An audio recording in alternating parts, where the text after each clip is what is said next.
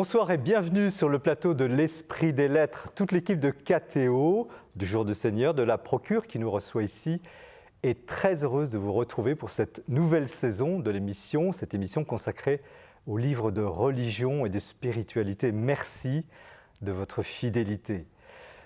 Nous allons démarrer cette saison avec 3 livres très différents, mais les 3 auteurs qui nous font l'honneur d'avoir accepté cette invitation sont bien connus. Fabrice Adjadj, bonsoir. Bonsoir.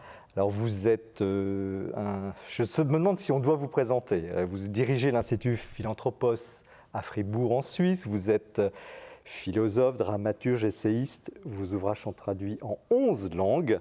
Et là, vous publiez chez Salvator « À moi la gloire ». Attention, un titre très intrigant. Mais vous revisitez dans votre style assez inimitable et votre sens aigu du paradoxe la gloire divine au fond, qui a aussi quelque chose à voir avec la gloire de l'homme. Donc c'est un peu un festival de mots, on a l'habitude avec vous, un festival de lumière et de profondeur. Père Pierre Amar, bonsoir. Bonsoir Jean-Marie Guénon.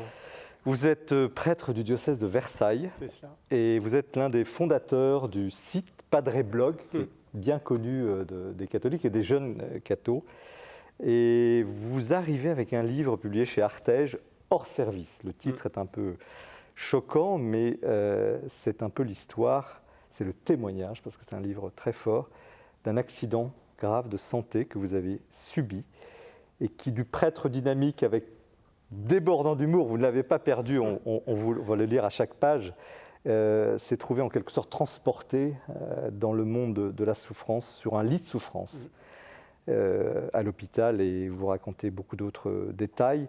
C'est un livre terriblement poignant, bouleversant, et je crois très utile à tous ceux qui sont plongés ou qui désespèrent, qui sont dans des situations difficiles de la vie. Tant mieux.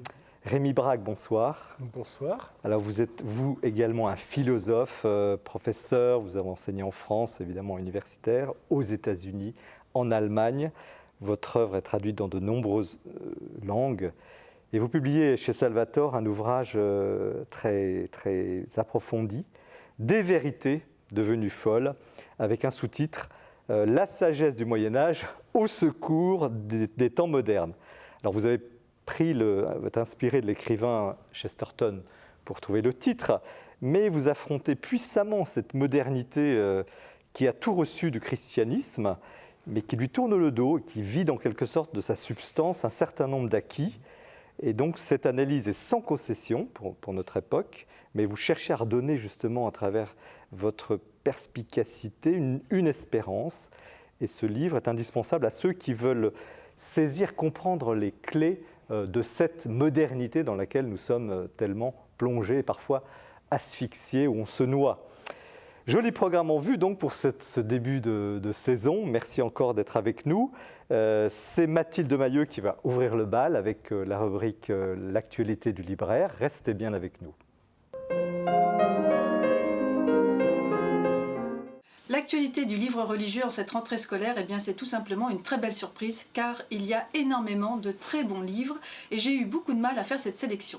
Mais je voudrais démarrer avec un événement, c'est une nouvelle traduction de la Bible en français courant fait peau neuve. Elle va s'appeler désormais la NFC, la Nouvelle Français courant. Alors c'est une traduction qui est très connue même du jeune public, qui est largement utilisée en aumônerie et par les jeunes adultes athésés notamment. Et il fallait vraiment revoir cette traduction qui, comme le titre l'indique, eh bien, est une traduction qui est passée dans le langage courant, qui est accessible à tous. Alors toute une équipe de biblistes et de traducteurs se sont attelés à la tâche pendant de nombreuses années, pilotée par les éditions Biblio, qui pilotent donc le livre. Et c'est une traduction toujours aussi rigoureuse et fidèle au texte, je le précise. C'est un événement éditorial qu'il fallait saluer et je suis heureuse de vous la présenter en exergue. L'Évangile inouï à présent de Dominique Collin, qui est un dominicain, théologien belge, qui publie ici un essai réjouissant, publié donc aux éditions Salvator, sur l'écoute de l'Évangile. Avons-nous bien compris à quel point l'Évangile peut être inouï dans nos vies? Car il s'agit bien de recevoir personnellement cette bonne nouvelle, qui est peut-être la seule bonne nouvelle que nous ayons à entendre par les temps qui courent. C'est un essai enlevé, extrêmement convaincant, que je vous invite vraiment à découvrir. Nul n'est prophète en son pays, de Denis Moreau, publié aux éditions du Seuil. C'est un ouvrage, là encore, réjouissant. Il y a plein d'humour et en même temps c'est extrêmement rigoureux. C'est un ouvrage qui va participer à l'intelligence de notre foi, tout simplement. Denis Moreau revisite et réexplique pour nous toutes ces formules bibliques qui sont passées dans le langage courant. C'est un ouvrage formidable qui vraiment incite à lire et à nous plonger dans les évangiles. L'Église des femmes avec des hommes, à présent, d'Anne-Marie Pelletier, publié aux éditions du Cerf. Alors c'est l'ouvrage d'une femme, bien sûr, c'est l'ouvrage d'une théologienne, et qui a semé à nouveau dans les pas du pape François, qui avait largement invité l'Église à se mettre à l'écoute des femmes et à pouvoir promouvoir une théologie féminine. Alors Anne-Marie Pelletier s'empare du sujet, elle qui travaille depuis de nombreuses années sur le signe de la femme, ici elle enfonce le clou, aimerais-je dire, où elle plaide pour que l'avenir de l'Église prenne totalement en compte la pleine collaboration des femmes avec les hommes. L'Église face à ces défis à présent de Monseigneur Éric de Moulin-Beaufort. C'est publié aux éditions CLD. Le nouveau patron des évêques de France, nous le connaissons peu, mais grâce à ce livre, vous allez pouvoir peut-être le découvrir mieux à travers une série d'articles qui sont recueillis ici dans ce livre. Vous allez découvrir l'homme, ses points d'attention, ses points de réflexion. C'est un ouvrage essentiel. Prêtre envers et malgré tout, du père Cédric Burguin aux éditions du Cerf. Là encore, un très bel essai, une très belle réflexion grave et très sérieuse sur ce que c'est que d'être prêtre aujourd'hui. C'est bien sûr avoir suivi un appel, mais c'est rester un homme comme un autre. C'est aussi une belle réflexion sur la paternité et sur le lien avec l'évêque. Et puis enfin, pour terminer, une enquête passionnante, celle du vaticaniste Nicolas Senez, publiée aux éditions Bayard, Comment l'Amérique veut changer de pape, une enquête passionnante sur les liens très houleux, voire schismatiques, qu'entretiennent une certaine frange des catholiques américains ultra-conservateurs avec le pape François. Merci Mathilde pour ce tour d'horizon toujours très fouillé et complet. Fabrice Adjadj, donc vous publiez chez Salvator un livre quand même un peu osé, je dirais, parce que le titre est fort. À moi la gloire. On avait envie de dire à toi la gloire. Je crois qu'on le dit d'ailleurs à la messe. Et vous dites à moi la gloire, à moi la gloire, à moi la gloire de Fabrice Adjadj. Ah oui, tout à fait. D'ailleurs, je ne suis pas de ceux qui viennent sur les plateaux de télévision pour prêcher l'effacement, ni de ceux qui ont fait des voyages au fin fond des forêts sibériennes et qui passent après des mois à expliquer, vous voyez, dans des c'est quand même parisiens, un peu gonflé quand même, non? Non, je pense que j'ai essayé de faire acte d'humilité, j'ai essayé, j'avoue, mais après tout, c'est exactement ce que Dieu veut pour chacun d'entre nous. Précisez. Donc j'essaye de lui répondre. Précisez, parce qu'on a dans l'idée quand même l'humilité, la sainte humilité, la grande humilité, et puis tout d'un coup, vous osez dire, et il y a aussi la gloire de l'homme, de Dieu, de l'homme. Oui, la gloire de Dieu, c'est l'homme vivant. Vous connaissez la phrase de saint Irénée. Et la vie de l'homme, c'est cette vision de Dieu, mais nous sommes tous appelés à la gloire. Aujourd'hui même, il y a dans l'oraison pour Padre Pio, il y a toujours cette question que nous ne soyons pas privés à jamais de ta gloire.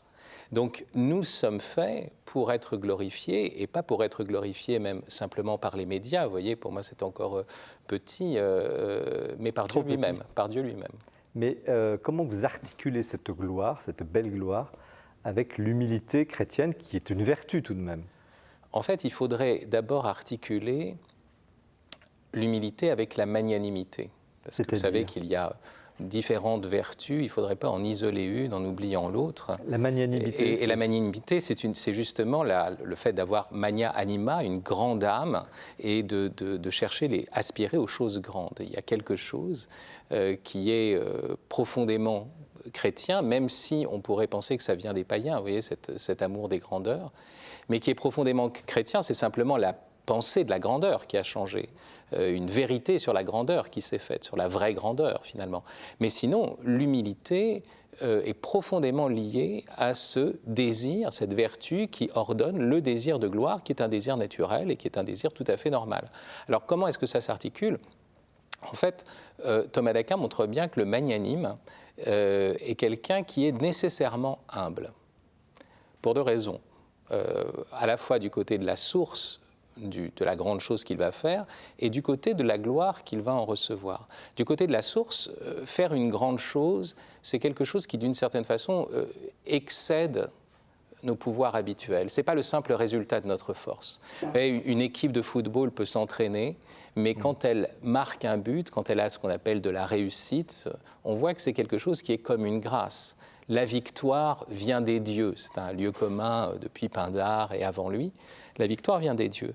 Donc, d'une certaine façon, l'homme qui est porté vers une grandeur et qui a réussi un exploit, il a toujours cette humilité parce qu'il se sent presque le jouet d'une sorte de destin, de grâce, de chance.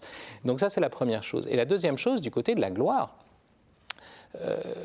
si je suis poète et que je veux que mon travail ait une reconnaissance, je dois l'attendre de quelqu'un qui est au moins mon égal, voire même d'un grand écrivain. Et donc, il y a une seconde humilité dans le désir de gloire. Je ne peux obtenir une vraie reconnaissance que de la part de quelqu'un qui est plus grand que moi. Est-ce que les chrétiens ont péché justement par humilité et ce livre serait peut-être une réponse, un appel pour leur dire « Oh, les chrétiens, relevez la tête, soyez fiers de ce que vous êtes. » J'emploie le mot « fier » à dessein, vous allez peut-être me corriger. N'ayez pas honte en tout cas.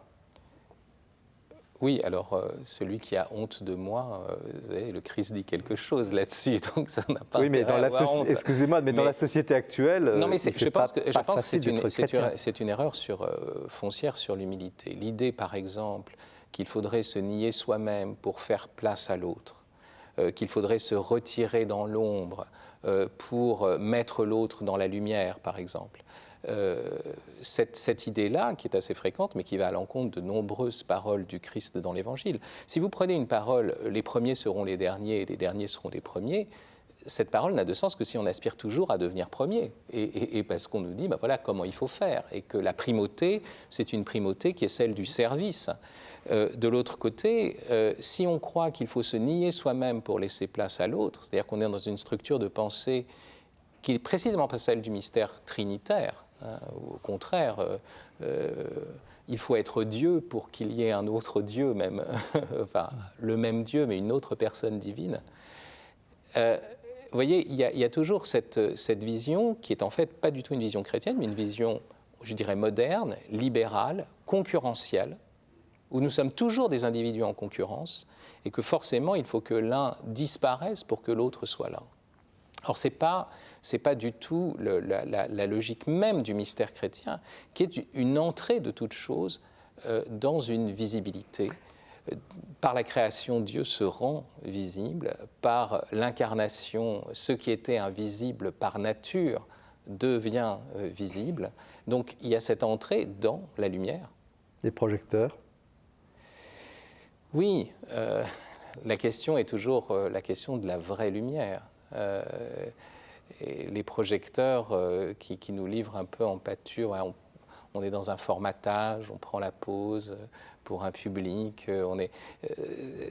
La vraie question, c'est cette lumière qui manifeste ce que nous sommes profondément, même, je dirais, dans la pénombre. Donc la gloire du chrétien, la bonne ou la belle gloire, doit être humble. Elle est implicitement humble. Je ne sais pas ce que vous entendez par là. Oui.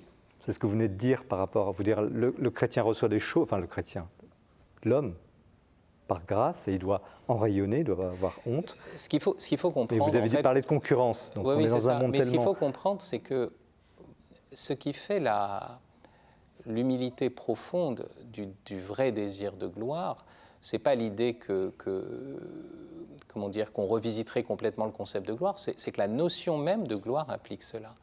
Je ne peux recevoir la gloire que d'un autre. Et donc, dès le départ, j'essaie d'expliquer ce premier dédoublement de la gloire entre la gloire du héros et la gloire des poètes.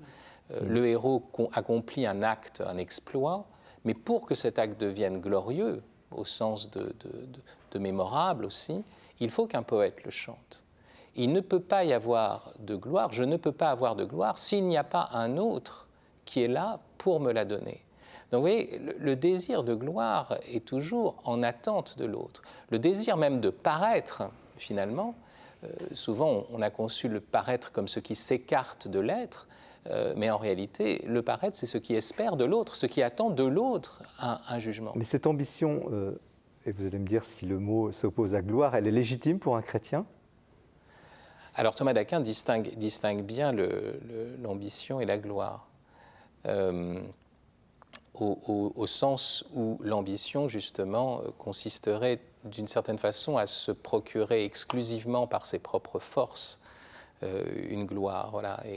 Et on arrive forcément à quelque chose qui est un des péchés capitaux, mais qui est moindre que l'orgueil, à savoir la vanité.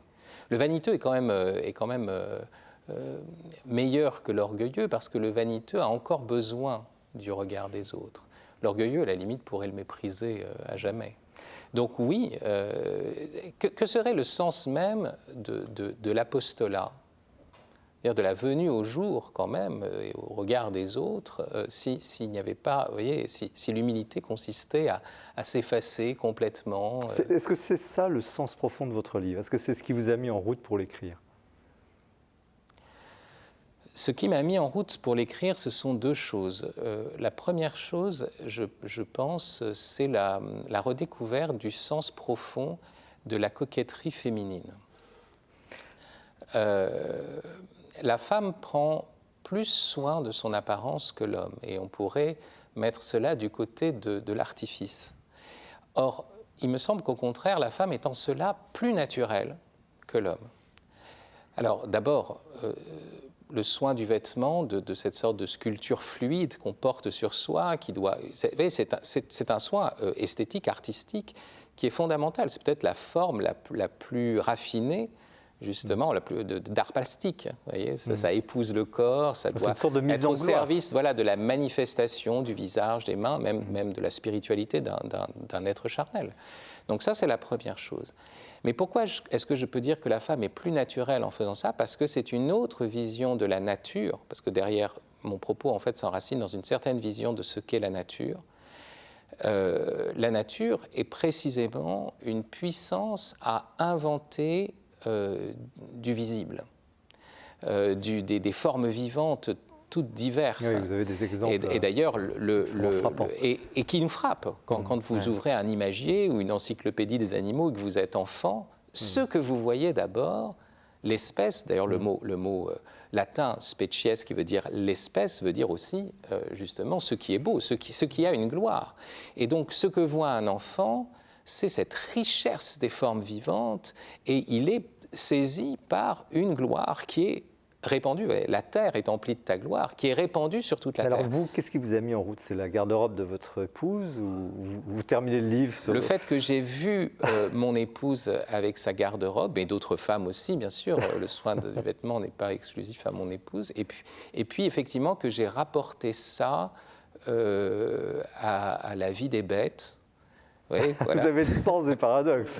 Et que je m'en suis encore plus émerveillé. C'est-à-dire que j'ai vu qu'il y avait une prise en charge du mystère de la création, voilà, qui est le fait de prendre soin de l'apparence. Vous savez, ça c'est un grand truc aussi, où on croit qu'on est chrétien parce qu'on néglige les apparences, alors qu'en fait on est des disciples de Jean-Jacques Rousseau. C'est-à-dire qu'on croit en une sorte de spontanéité, de nature humaine qui existerait en dehors de toute culture, mais la nature humaine est culturelle. Le propre de l'homme, c'est justement d'avoir le souci des apparences. Et donc, vous voyez, ce soin des apparences, je l'ai vu non pas comme un artifice, mais au contraire comme ce qu'il y a de plus profondément naturel, parce que quand vous allez dans une forêt, quand vous voyez des animaux, quand vous voyez un tigre, quand vous voyez un paon, mais même quand vous voyez un insecte, je ne sais pas moi, une araignée, vous voyez ce soin des apparences, la manifestation des formes. Une dernière question avant de donner la parole à nos invités, qui ne manqueront pas de réagir, c'est une phrase magnifique et terrible à la fois. Vous dites, alors, au moment même où j'ai prouvé que je n'ai pas les chevilles qui enflent, et d'ailleurs on est convaincu, on a bien compris, donc au moment même où j'ai prouvé que je n'ai pas les chevilles qui enflent, je découvre que je dois avoir les mains transpercées. Ça veut dire que cette gloire, elle est indexée avec une forme de souffrance, on va en parler tout à l'heure avec le Père Amar. C'est ça. Il y a un lien profond entre la gloire et la croix, bien sûr. C'est justement ce que manifeste, au fond, cet ordre du réel que manifeste la Révélation et spécialement l'Évangile. Ce qui est intéressant, c'est qu'en hébreu, gloire se dit kabod. C'est le poids. Littéralement, c'est le poids, c'est ce qui pèse. Comme aujourd'hui, on dit c'est du lourd, dans un sens non pas de la lourdeur qui encombre, mais au contraire de quelque chose qui impressionne.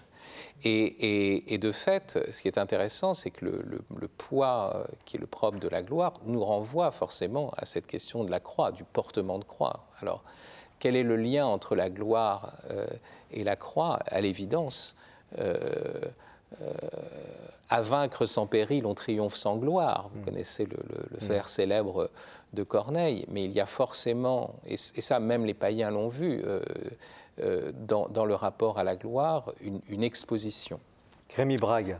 Et juste le double sens du mot exposition, c'est-à-dire manifestation, mais aussi vulnérabilité, et le fait d'être prêt à pâtir pour le bien, pour ce qui est grand. Rémi Brague. J'interroge un peu le philosophe, là. Il y a peut-être des choses à discuter. Comment vous avez reçu ce livre? Je suis le second philosophe de l'assistance. À vous la gloire.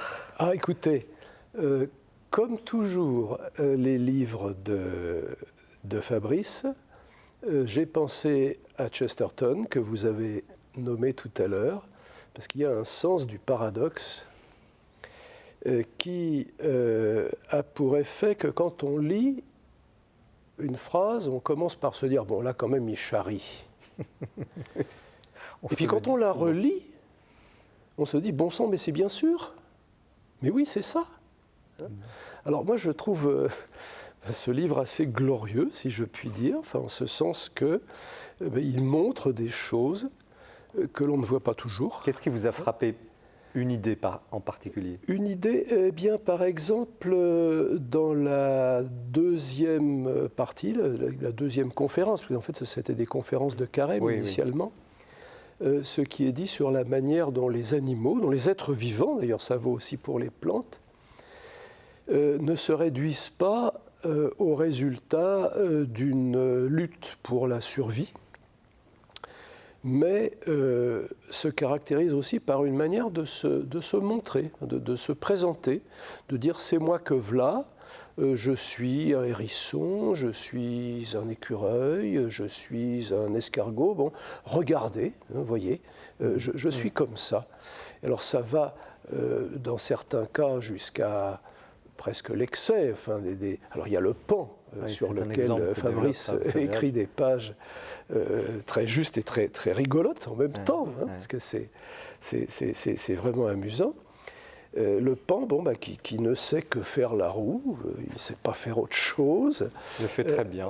Il le fait très bien, au point même que ça contredirait ce que l'on attendrait d'un animal qui chercherait avant tout à se reproduire et à échapper à ses prédateurs, parce que c'était embêtant comme tout de fuir, je ne sais pas trop quels sont les prédateurs des pans d'ailleurs, mais enfin bon, de s'enfuir quand on traîne une sorte de traîne justement, un petit peu comme une gigantesque robe de mariée, n'est-ce pas?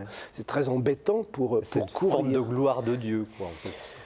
Écoutez, de la création. Oui, c'est le Pan est une des facettes dans lesquelles se voit, eh bien, oui, une gloire qui donne une idée de la gloire de Dieu. Pierre Amar, vous, comme prêtre, avec ce que vous venez de vivre, et puis cet aspect, ce paradoxe, cette contradiction entre cette gloire et la croix, comment vous recevez ce livre? Est-ce qu'il vous a...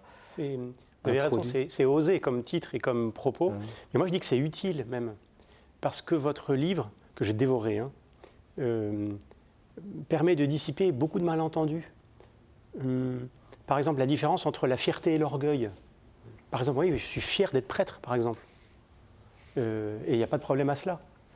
Par contre, l'orgueil, voilà, mais votre propos permet justement de bien différencier ces deux concepts qui ont des articulations dans la vie de tous les jours. Puis il y a un autre malentendu aussi qui m'a beaucoup plu, parce qu'il est de taille. En théologie, on sait que c'est le problème numéro 1 de la théologie, c'est l'articulation entre la nature humaine et la grâce. C'est-à-dire, Dieu tire les ficelles, mais il ne joue pas la partie sans nous. Il veut avoir besoin de l'homme. Et il a besoin de l'homme pour tisser son plan d'amour dans l'humanité, dans ce monde.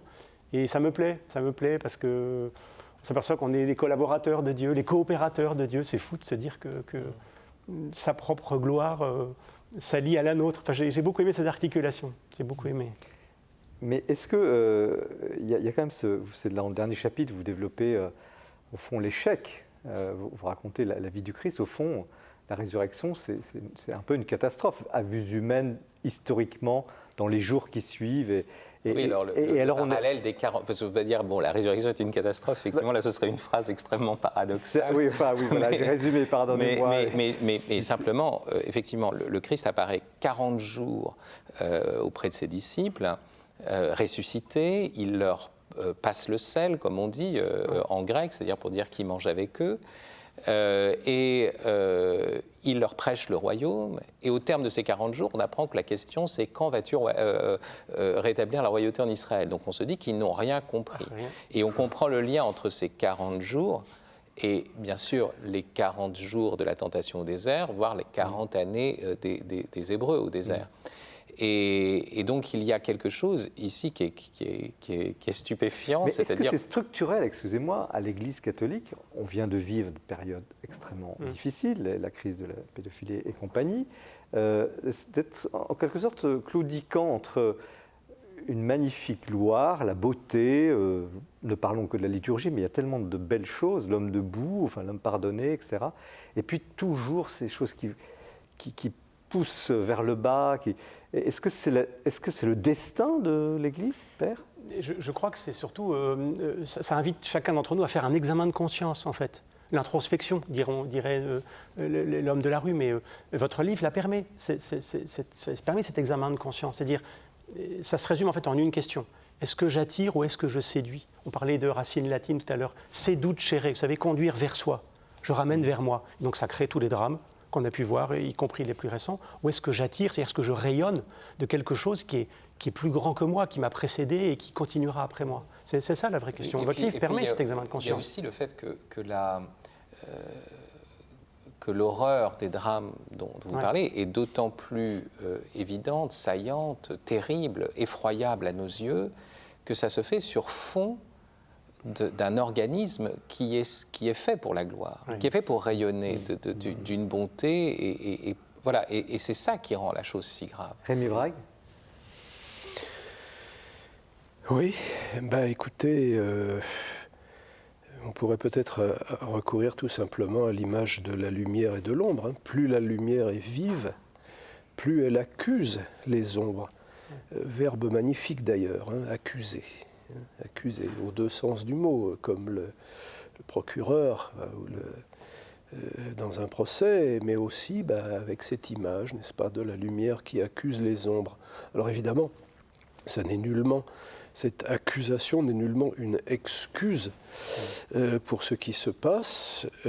Ça incite à faire peut-être encore davantage la lumière, à condition justement que cette lumière se puise, si je puis dire, à la gloire de Dieu et pas à la lumière du voyeurisme ou la lumière crue, si je puis dire. Justement, est-ce que ce livre arrive justement au moment où il arrive avec un osé, on est tous un peu, en voyant le titre, il y a même quand même des lampes et tout ça, enfin, vous y allez à fond. Bon, est-ce que ce livre finalement arrive bien pour, je vous repose un peu l'action que je vous ai posée tout à l'heure, Fabrice Adjadj, pour redonner à l'Église, je ne vais pas dire de la fierté, mais lui redire qu'elle est belle? Écoutez, je n'ai pas pensé à des questions d'actualité en écrivant ce livre, enfin, ou plutôt j'ai pensé à une actualité éternelle. Bon, maintenant, je pourrais dire, j'aime beaucoup ce vers de Rilke dans un des sonnets à Orphée, où il dit seule la louange ouvre un espace à la plainte. C'est-à-dire que c'est d'abord parce que nous avons vu la bonté de l'être que nous pouvons gémir et être horrifiés de ce qui vient le défigurer. Donc si on dit, si on voit ce qui vient défigurer l'Église, on le voit d'autant mieux qu'on voit que l'Église est l'épouse immaculée du Christ. Et c'est bien ça, c'est-à-dire l'enjeu. Si on ne part pas, en fait, de la gloire, à ce moment-là, tous les drames, même les pires, risquent de se résorber dans l'insignifiance. C'est très grave, mais c'est d'autant plus grave dans l'Église que précisément l'Église est le lieu de la gloire divine. Un mot, on arrive déjà à la fin de ce plateau, Père, sur ce thème, parce que tous ceux qui nous regardent ont besoin d'espérance aussi. Bien sûr. On avance, ces livres aussi sont faits pour ça. Et c'est d'autant plus choquant quand les chrétiens, et les prêtres en particulier, sont moins glorieux que d'autres. Je crois qu'il y a une vraie exigence, en fait. C'est pour ça que votre livre est utile, il n'est pas juste osé, il est vraiment utile. D'ailleurs, ce n'est pas pour rien que vous l'avez fait, il me semble, dans un contexte particulier, qui est une conférence de carême, justement pour rappeler à la conversion un changement des cœurs, à un examen de conscience. Rémi Braque, le dernier mot de ce plateau. Le dernier mot, écoutez, j'aimerais justement que cette affaire soit le dernier mot. Excellent. Merci à tous les trois. Donc Fabrice Adjadj, À moi la gloire chez Salvator. Tout un programme, et c'est une belle façon aussi de démarrer cette saison. Nous continuons l'émission en retrouvant Jean-François Roth qui nous présente ce mois-ci le coup de cœur.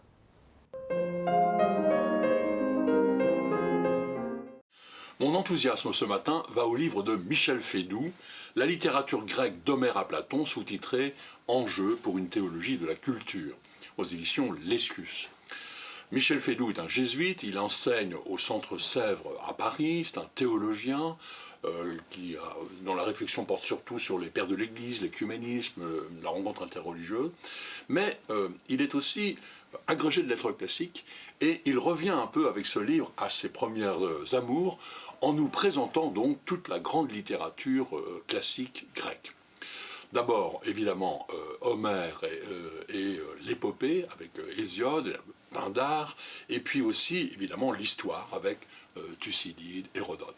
Puis, le théâtre, Échille, Sophocle, Euripide, et aussi même les comédies d'Aristophane, et puis les penseurs, les présocratiques, Socrate et Platon. Franchement, ce livre est une magnifique opportunité, parce que si on a eu la chance dans sa jeunesse de fréquenter un peu ces textes, on les retrouve avec un énorme bonheur et on se remémore plein de choses, on apprend plein de choses, parce que c'est rare, c'est impossible de tout maîtriser, évidemment. Et si on n'a pas eu vraiment la chance de commencer à lire, de rencontrer ces auteurs et ces textes, eh bien, là, on a un maître qui est extrêmement synthétique, qui donne l'essentiel très vite, et c'est vraiment magnifique. Voilà. Mais en même temps, c'est une œuvre de théologien. Parce que ce qui intéresse Michel Feydoux, c'est aussi de voir comment on peut voir dans cette littérature soit des lignes un peu différentes et même quelquefois opposées à la révélation chrétienne, et dans quelle mesure aussi, comme le faisaient beaucoup d'ailleurs les pères de l'Église, comment est-ce qu'on peut trouver là des semences d'évangile. Donc c'est une réflexion sur la manière dont le christianisme peut rencontrer les traditions culturelles et religieuses de l'humanité. Voilà, je pense que là, nous avons un très grand livre qui est offert à notre lecture. Merci Jean-François pour ce coup de cœur et nous continuons avec un livre de cœur, celui du père Pierre Amar, Hors service. Donc c'est chez Artege, Hospitalisé d'urgence, ma rencontre brutale avec la souffrance et la fragilité. Donc, père Pierre Amar vraiment, c'est un honneur de vous recevoir parce que c'est difficile pour vous. Oui, c'est récent surtout, oui. C'est récent. Voilà, c'est quelque chose de dur. Mais est-ce que vous pouvez nous dire, autant que vous puissiez le dire, et en tout respect de votre personnalité, ce qui vous est arrivé? C'est gentil, ça va mieux d'abord déjà. Et ma présence ici ce soir vous le montre. Ma vie est passée de 200 à l'heure à 0 en une soirée, il y a 1 an tout juste. J'étais avec des jeunes qui m'avaient fait une proposition de les accompagner en croisière.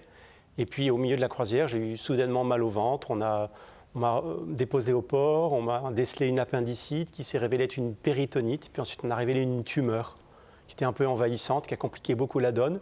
Et donc j'ai été hospitalisé pendant 2 mois à l'hôpital, d'abord en Italie, puis ensuite en France, où j'ai été pour la première fois dans le lit, alors que comme prêtre, j'ai été de l'autre côté du lit. Moi, j'ai visité beaucoup de malades comme prêtre, comme curé de paroisse. Pour la première fois de ma vie, je me suis retrouvé dans le lit, avec un pronostic un peu sérieux. On a été inquiets pendant quelques temps, mes parents, ma famille, mes proches, mes amis prêtres, ceux du Padre Blog que vous citiez tout à l'heure et d'autres. Mon évêque sont venus un peu à mon chevet et la visite des proches est toujours un bon baromètre pour... parce que les médecins ne vous disent pas tout quand même. Et la visite des proches est un bon baromètre pour savoir si c'est grave ou pas. Quand vous voyez la procession arriver, vous dites « Ah oui, d'accord. » Voilà.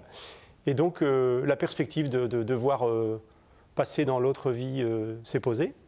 J'ai relu Fabrice Adjadj « Réussir sa mort ouais. », un ouvrage que vous avez écrit il y a quelque temps. Et donc, je ne suis pas mort. Et je suis là devant vous avec... Voilà, je n'ai pas fondamentalement changé, hein, c'est toujours le même bonhomme avec non, vous nous rassurez, on est très contents. Mais c'est vrai que l'expérience a été salutaire. Salutaire. Eh bien, l'homme, le chrétien, le prêtre que je suis sont un peu renouvelés, c'est vrai. C'est vrai, l'école de l'abandon, de la fragilité, de la faiblesse, tout simplement. C'est nouveau pour moi. Moi, j'ai 45 ans, tout allait bien. Mais tout ça a été,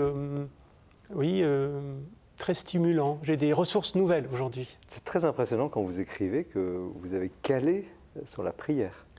Oui. Que vous, prêtre, oui. Alors que j'avais que ça à faire. Oui, parce que d'abord, quand on a très mal, la souffrance est anesthésiante. Vous pensez qu'à ça. Et vous n'avez qu'une seule envie, c'est que cette souffrance cesse. J'ai appelé à l'aide pour dire, mais j'ai trop mal. Et puis... vous avez beau savoir qu'il faut prier, parce que la prière, c'est un des piliers de la vie du prêtre, ben vous n'arrivez pas à aligner les formules, vous n'arrivez pas à lire votre bréviaire. Il est resté le chapelet, qui est vraiment la prière du pauvre, une prière de pauvre pour les pauvres un peu, et ça, c'est resté.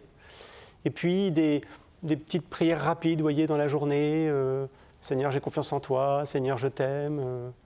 Jésus, t'es là, point d'interrogation. Ouais, j'ai posé ça. Ouais. Mais comme Jésus sur la croix, hein, pourquoi m'as-tu abandonné ? Ouais, j'ai dit ça. Pourtant, on dit que le Christ est toujours là, justement, à ce moment-là. Il était là, c'est sûr. Je suis convaincu, je peux encore le dire maintenant, et si des personnes qui souffrent nous écoutent, nous regardent, je suis convaincu que... Vous savez, il est venu avec une croix, hein, il n'est pas venu avec une baguette magique sur cette terre. Donc il est venu, il est entré dans la souffrance. Et je suis convaincu que quand on est croyant, c'est difficile parce que les mots sont limités pour exprimer un peu l'ineffable. Que Jésus souffre avec nous, il pleure avec nous, il a mal avec nous. C'est-à-dire qu'il souffre en moi, j'en suis convaincu de ça. Comment vous pouvez le dire mieux maintenant aux personnes qui souffrent et qui nous regardent peut-être, ou qui connaissent évidemment dans leur entourage des gens qui sont dans la souffrance? J'ai beaucoup parlé de la souffrance avant, comme prêtre, comme jeune prêtre. Je parle devant deux philosophes que j'estime profondément. Vous avez fait des livres sur beaucoup de thèmes. La souffrance, il y a ceux qui en parlent et puis il y a ceux qui la vivent, quoi. Je ne parlerai plus maintenant complètement de la souffrance comme avant. Je crois que le silence, la main tendue, la présence, j'ai été bouleversé. Vous voyez, ça me fait encore quelque chose de vous le dire ce soir, de la visite paternelle, compatissante de mon évêque, qui était un peu avant pour moi le chef, quoi. C'était mon N+1, quoi. L'évêque, l'évêque, on va le voir quand il y a un problème. Moi, j'en avais pas, donc je n'ai jamais été convoqué par mon évêque. Là, c'est lui qui est venu. Et rien que ça, sa présence. Il n'était pas très bavard, il était là, ça m'a touché. Voilà, un remède, vous voyez, bien simple. Je dis ça, si un jour on est amenés, nous tous, à revoir des malades, la présence est juste peut-être suffisante. Et pourtant, vous avez osé écrire. Oui. Exprimer. Oui. En fait, la vérité m'oblige à dire que, vous savez, à l'hôpital, on s'ennuie beaucoup. On s'embête considérablement, pour être très poli. Et du coup, écrire, j'écris facilement, j'écris pour Padre Blog, pour des revues. D'ailleurs, si vous permettez, on peut vous faire ce compliment, ça se lit d'un trait. Gentil, ouais. Je ne sais pas, on entendra nos amis tout à l'heure, mais franchement, c'est très accessible. C'est gentil. On ne décroche pas, quoi. Ça a d'abord été ça, c'est-à-dire occuper le temps, la journée et les nuits, parce qu'on ne dort pas beaucoup à l'hôpital. Et puis ensuite, et je l'avoue aussi, une certaine forme de catharsis, d'anamnèse, quoi, de se dire, c'est-à-dire, je vais exprimer ce que je ressens au plus profond de moi-même, que je sens, je vais mettre des mots sur ce que je ressens au plus profond de moi-même, parce que ça me fait du bien d'abord de mettre des mots dessus, de baptiser ce que je vis, et puis certainement, ça fera peut-être du bien à d'autres. Vous avez écrit au fur et à mesure ou vous avez J'ai écrit dès que je suis sorti de l'hôpital, en fait. Il y a eu 2 mois d'hôpital et puis ensuite 4 mois de convalescence. c'est long la convalescence, on vous dit ça y est, tout est bien, vous sortez de l'hôpital, c'est super, tout est fini. Ben non, tout n'est pas fini. Même aujourd'hui, ce soir, vous voyez, je sens que la fatigue est là et tout, mais on est heureux d'écrire et puis de mettre des mots sur des choses qu'on a vécues et qu'on ne veut pas oublier. L'écrit permet de ne pas oublier. Et le message profond, vous l'avez dit évidemment à l'instant pour les personnes qui souffrent, mais vous parlez magnifiquement du personnel soignant, oui. Même de l'entourage, enfin le type de l'assurance qui vous rapatrie dans l'ambulance, enfin bon, c'est burlesque. C'est un roman, oui. On a envie de dire, c'est pas risible. C'est pas un roman, oui. Mais bon, bref, vous décrivez tous ces gens qui ont été à votre chevet, qui vous ont accompagné, toute cette communauté magnifique de soignants qui ne partageaient pas toujours. En plus, il y a de très beaux chapitres sur la pudeur, sur la nudité. Vous êtes prêtre, bon, c'était des choses pas faciles. Et c'est magnifiquement raconté, avec beaucoup de délicatesse. Et justement, c'est à ces gens-là aussi que vous voulez rendre hommage. Oui, et j'élude pas les questions anthropologiques classiques que tous les hommes, on va être confrontés tous à ça, c'est-à-dire le mal, la souffrance, la mort, c'est-à-dire qu'on soit croyant ou pas, tous on est confrontés à ça. Donc ce livre, certainement, peut-être, je l'espère, parlera aux croyants comme aux incroyants, mais il est certain que je suis convaincu de deux choses à l'issue de cette épreuve, et puis du succès un peu curieux de ce livre. Moi, j'ai fait un examen de conscience avec Fabrice Adjadj en lisant son livre, parce que, à moi la gloire, moi j'ai lu son livre le jour où l'éditeur m'a appelé en me disant « Mais Parmar, on a un problème, il faut qu'on retire en urgence votre ouvrage. » Magnifique, on applaudit. Je me suis dit, on est très heureux pour vous, en tout cas. Oui. Je suis ému de voir que ça rejoint la souffrance des gens, la détresse des gens, qui n'a pas de soucis ni de souffrance, soit dans sa propre vie, soit dans son entourage. Et puis ensuite, touché, ému, et vous l'avez souligné, de voir les trésors de bienveillance, de patience, de professionnalisme du personnel soignant, dont on sait aujourd'hui que la situation professionnelle, le manque de moyens est criant, on le sait. Moi, j'ai vu des merveilles d'aides-soignantes. Savez-vous ce que c'est qu'un ASH? Personne ne sait ce que c'est. Un auxiliaire en soins hospitaliers. C'est la dame qui change votre lit. Et vous la voyez plusieurs fois dans la journée, cette dame, parce qu'elle fait des choses ordinaires. Vous la voyez beaucoup plus que le médecin. Ces gens-là sont des saints, vraiment. Moi, j'ai une dame qui a changé 4 fois mon lit dans la nuit. 4 fois, elle a changé mes draps. À chaque fois, je m'excusais. Non, et vous êtes fait reprendre, parce que vous n'osiez pas demander de l'aide. Oui, c'est mon éducation. J'ai été élevé comme ça, on n'aime pas trop déranger, on s'excuse, je suis désolé, pardonnez-moi. Et il a fallu que je bascule, en fait, que j'appelle à l'aide. Et un aide-soignant, oui, vous avez lu. Mais là, c'est une grande leçon de vie, non? Ouais. Parce que vous étiez quand même, excusez-moi, je vais vous provoquer un peu. Allez-y. C'est un peu un super prêtre, enfin Superman un peu. Vous faites partie de ces prêtres, je ne dis pas qui est tout réussi, parce que la vie de prêtre reste difficile, mais bon, dans le paysage, vous faites partie des prêtres qui émergent, plein de dynamisme, plein d'humour, bref, fier d'être prêtre, mais pas orgueilleux. Enfin, je ne vais pas vous dresser des couronnes de sainteté, ce n'est pas le sujet, mais et puis tout d'un coup, là, on vous voit être prêtre autrement. Alors c'est simple. Tout s'est effondré. Et en même temps, je suis resté prêtre. C'est-à-dire que il a fallu, même à l'hôpital, parce que tout le monde savait que j'étais prêtre, évidemment. Et du coup, tout en restant prêtre, rester malade et prêtre, enfin, je ne suis pas schizophrène, tout ça en même temps. Mais qu'avez-vous appris sur votre sacerdoce? C'est que l'être est plus important que le faire. C'est peut-être le b.a.-ba du sacerdoce, mais il a fallu que je tombe pour m'en rendre compte, en fait. Ce qui est plus important, c'est que Dieu agit sans moi. C'est-à-dire, ce n'est pas la somme de tout ce que je vais faire en me jetant à corps perdu dans le ministère. Et je l'ai toujours fait avec joie, et j'ai de plus en plus de force, je le refais encore avec plus de joie, mais j'ai compris que c'est un postulat philosophique fondamental, il me semble, que l'agir, c'est second. Le premier, c'est l'être. Il a fallu que je sois au fond de mon lit pour comprendre ça. Et on entend les cloches de Saint-Sulpice, à 2 pas d'ici, ce qui demeure. L'Église est là. Et l'Église, dans ce milieu que vous avez fréquenté, elle est perçue comment? On voit débarquer un prêtre, bon, il n'est pas en soutane, il est en pyjama, en chemise d'hôpital, là. Voilà. Oui. Des belles discussions avec les personnels soignants, souvent les aides-soignantes et les aides-soignants, parfois sont issus des Antilles ou de l'Afrique. Et du coup, parfois, souvent de confession chrétienne, donc des belles discussions avec un immense respect du sacerdoce et en même temps pas de blocage en disant mais attendez, là il faut manger, là il ne faut pas se laisser aller, enfin, me chahutant juste ce qu'il fallait. J'ai pas trop usé enfin, je ne pense pas avoir été un malade privilégié, mais j'ai senti que j'avais plus de devoirs, que je devais quand même, au fond de mon lit, garder l'espérance chrétienne. Je ne l'ai pas perdue, mais ça a été dur, oui, bien sûr. Oui. Il y a un moment terrible, enfin très très beau dans le livre, et on va vous écouter maintenant. Bah oui, vous l'écrivez, on peut le dire, vous pleurez. Oui, c'est pas que c'est ce moment-là où j'ai pleuré, mais oui, parce que d'abord on a très mal, et puis ensuite il y a un moment où ça bascule, je me dis, mais en fait je suis plus très utile, je suis prêtre pour personne. Vous voyez, moi je ne suis pas moine, hein, je suis prêtre dans le ministère, curé de paroisse, c'est-à-dire ces fameux prêtres tout-terrain, vous voyez, un peu les généralistes comme les médecins, quoi, de pastoral ordinaire. Et de fait, oui. Vous vous sentez profondément inutile. Inutile, prêtre pour personne. Et ça, pour un prêtre qui a donné sa vie à Dieu et aux autres. Et il se passe quelque chose, un petit miracle. Oui. On peut le dire. Oui, complètement. Je regarde le golf à la télé. Vous vous souvenez de ça, moi qui assimile ce sport à un sport de vieux, c'est ce qui est pas vrai. Et je me dis, voilà, j'ai 45 ans, je regarde le golf et voilà comment est ma vie. Et l'infirmière qui rentre à ce moment-là a les gestes qu'il faut, me voit pleurant devant la télé à regarder le golf, puis ça va pas. Je dis non, qu'est-ce qui va pas? Je dis mais c'est pas ma vie ça, c'est pas possible. Puis ça faisait 1 mois et demi que j'étais à l'hôpital, j'en pouvais plus. Elle me prend la main. Enfin, même, elle m'a demandé, je peux m'asseoir? Je dis bah oui, c'est rare qu'une infirmière s'assoie. Je peux vous prendre la main? Oui.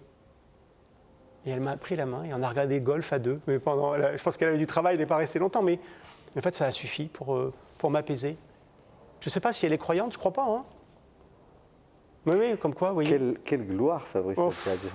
C'est une magnifique gloire, d'une humilité extraordinaire. Mais... Oui, en fait, d'abord, c'est un livre de témoignages, mais qui est à l'envers de ce qu'on fait habituellement. C'est-à-dire, j'étais dans la nuit, j'ai vu de la lumière, et puis là, on a un prêtre qui est brillant, lumineux, très actif, qui ne peut pas s'arrêter d'ailleurs de faire des choses. Je me reposerai quand je serai au ciel. Le Fils de l'homme n'a pas où reposer sa tête. Bon, voilà. Et puis tout d'un coup, oui, alors, je me dis, d'une part, voilà une chose, le Père Amar en parle comme une bénédiction. Maintenant seulement. Oui, maintenant. Oui, maintenant seulement. Mais ce qu'il a peut-être préservé, je ne sais pas, d'exploser en vol aussi. C'est ce qui a pu arriver à d'autres. Hein, Qu'est-ce que vous répondez à ça? C'est un livre que j'aurais jamais cru écrire. Non, mais l'explosion en vol. Si on arrive à se mettre dans notre vie de prêtre les garde-fous qu'il faut, c'est-à-dire la présence de frères prêtres, la présence paternelle et surveillante un peu de votre évêque, qui est un peu le chef aussi, il est le père, mais il est le chef, il est les deux en même temps, je crois qu'il n'y a pas de risque. Mais il faut articuler les deux. Ce que je voulais dire, non, parce qu'il y a cette chose, bon, je pense à Jean-Paul II, qui a été un pape, flamboyant, je veux dire, un comédien, un acteur flamboyant, et puis c'est au moment où il a été comme écrasé par la maladie de Parkinson, qu'il a eu le plus grand rayonnement. Oui, c'est vrai. Moi, ce que je vois dans votre livre, c'est pas tellement un livre seulement sur la souffrance, il y en a d'autres, et puis il y a toujours ce problème, c'est que de toute façon, quand on souffre, on est pris dans un autre monde. Enfin, presque plus rien ne peut nous atteindre. C'est bien ça qui en fait quelque chose de terrible. Mais c'est un livre, à mon avis, et c'est ça qui en fait un beau livre sur l'essence du sacerdoce. Parce que on pourrait croire aujourd'hui, il y a moins de prêtres, donc les prêtres doivent être des super managers, doivent s'occuper d'innombrables clochers, faire un business plan missionnaire pour ramener le plus de fidèles possible. Et donc, on est tenté par cette sorte d'hyperactivisme. Et on oublie que le prêtre est d'abord témoin d'une grâce, donc d'un mystère qui dépasse notre simple activisme, notre activité, qu'il est un serviteur inutile sous ce rapport-là. Enfin, Et alors, tout ce que vous avez raconté, tout ce que vous racontez dans le livre, c'est vraiment ce que vit le Christ prêtre. Vous avez l'air d'être étonné, Jean-Marie, que le prêtre pleure, mais le Christ a pleuré.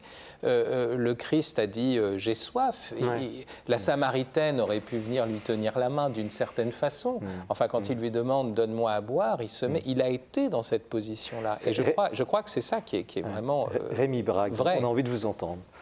Sur ce livre, écoutez, est-ce que je vais dire, malheureusement, je n'ai pas eu l'expérience de la souffrance physique.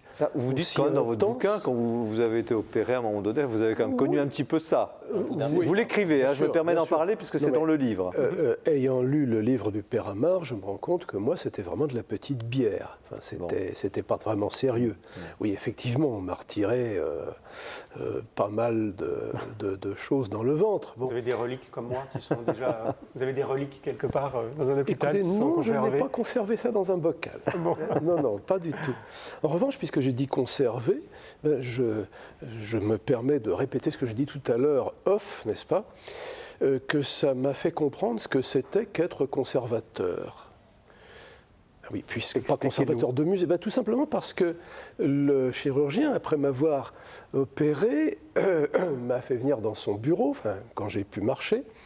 Il m'a dit, bon, écoutez, je vous ai retiré un peu plus de 30 cm d'intestin. J'aurais pu en retirer davantage, mais j'ai une conception conservatrice de la chirurgie. Alors il m'a expliqué, j'étais un peu surpris, il m'a expliqué, c'est un terme technique entre chirurgiens, ça veut dire qu'on ne retire que ce qui vraiment ne peut plus fonctionner. Tout le reste qui éventuellement pourrait aussi empirer, pourrait tomber malade, on préfère le garder tant que ça peut marcher. Voilà.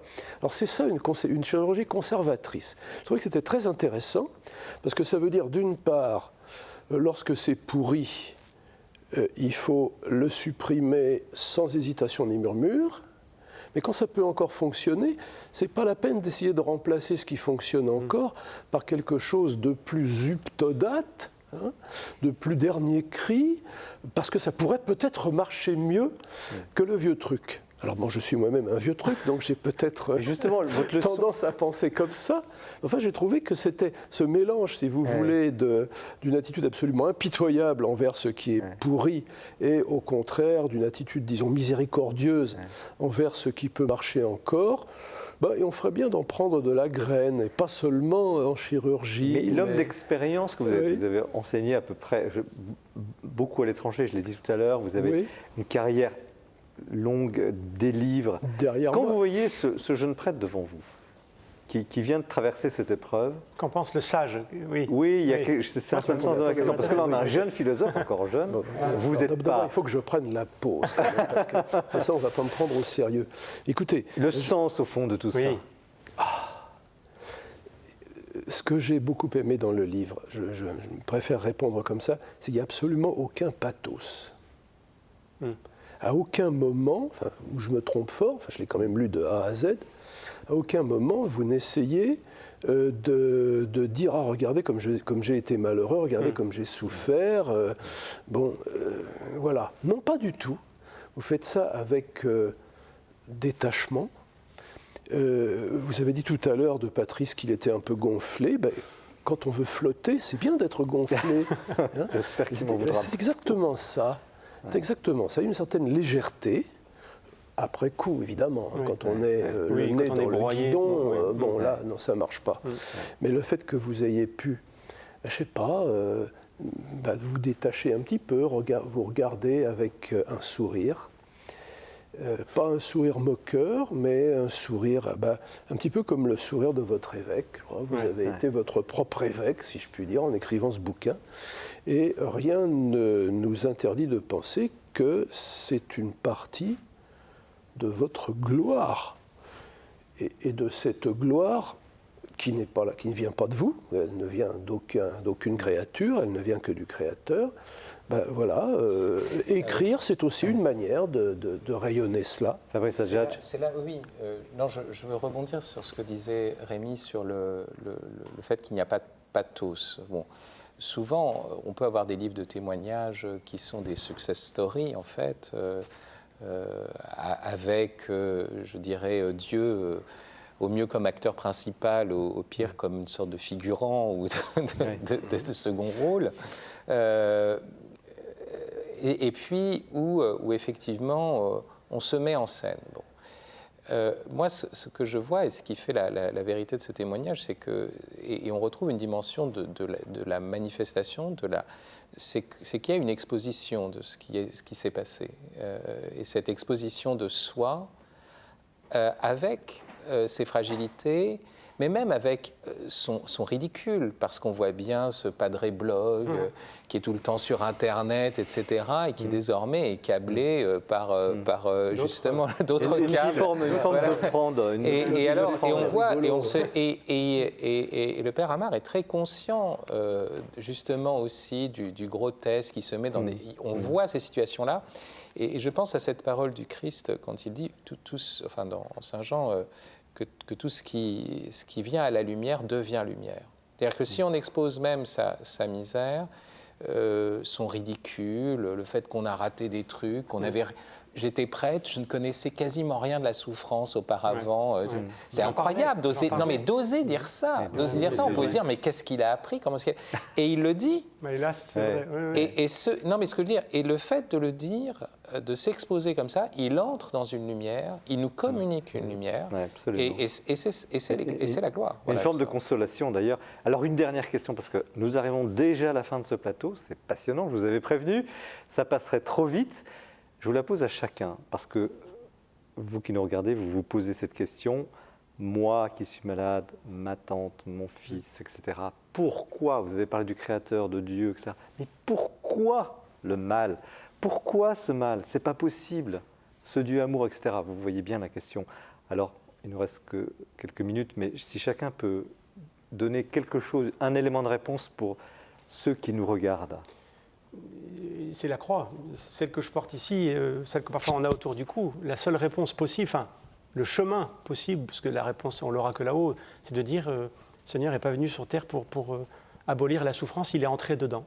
Et il porte la croix avec nous. Je crois que c'est qu'un début de réponse, mais c'est un balbutiement, mais qui m'aide, et moi qui m'a aidé. Rémi Brague. Pourquoi, ça peut vouloir dire deux choses. Ça peut vouloir dire quelle est la cause, et puis à quoi ça sert, à quoi bon, si je puis dire. Alors justement, lorsqu'on demande à quoi bon le mal, la contradiction explose, si vous voulez, parce que bon, ou bien c'est bon, ou bien c'est mal. Eh bien, la foi nous donne, je crois, enfin, peut nous aider en tout cas, que ceci me soit épargné. Hein, je ne suis pas du tout tartarin. Peut nous aider à voir à quoi, vers quoi ça va. Alors, il ne faut pas tellement regarder ce qui cause le mal, parce qu'on trouvera toujours quelque chose. Et puis si on ne trouve rien, justement, on va accuser Dieu, qui est responsable, n'est-ce pas, de tout, même des bêtises que nous causons, même des sottises que nous faisons, même des crimes que nous commettons. On va dire, il n'aurait pas dû laisser faire ça. Mais je crois qu'on peut, si l'on a la lumière de la foi, comprendre que nous sommes aussi chargés d'être notre petite providence. Une petite providence à notre place, bien entendu. Hein. Nous sommes chargés, si vous voulez, de transformer en un jeu de mots qui était déjà présent chez les latins, la providence en prudence, en sagesse. Un mot sur le sujet, court, s'il vous plaît. On ne peut pas répondre simplement. Pourquoi, si je donnais une raison, c'est ce que disait Rémi, il y aurait quelque chose qui ferait du mal, finalement, quelque chose qui s'insérerait dans un plan de bien et qui serait bien finalement. Et c'est toujours très problématique. En revanche, ce qu'on peut remarquer, c'est que la question pourquoi, il y a pire que le mal, il y a l'insignifiance totale. Et le fait même qu'on pose pourquoi, même qu'on dise pourquoi m'as-tu abandonné, qu'on crie.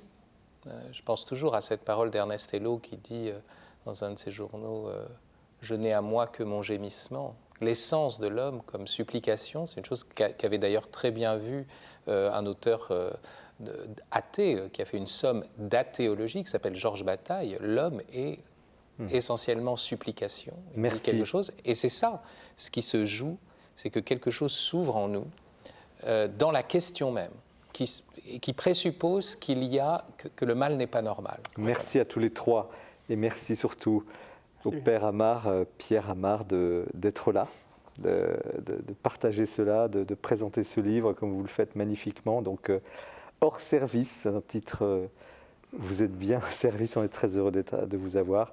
L'hospitalité d'urgence, ma rencontre brutale avec la souffrance et la fragilité, c'est chez Artege. Nous arrivons à la fin de cette émission. Nous allons parler du livre de Rémi Brague. Restez bien avec nous. Donc, Des vérités devenues folles, c'est passionnant. Mais nous écoutons Bertrand Deschamps qui nous dresse le portrait du mois, une personnalité que vous avez évidemment tous connue.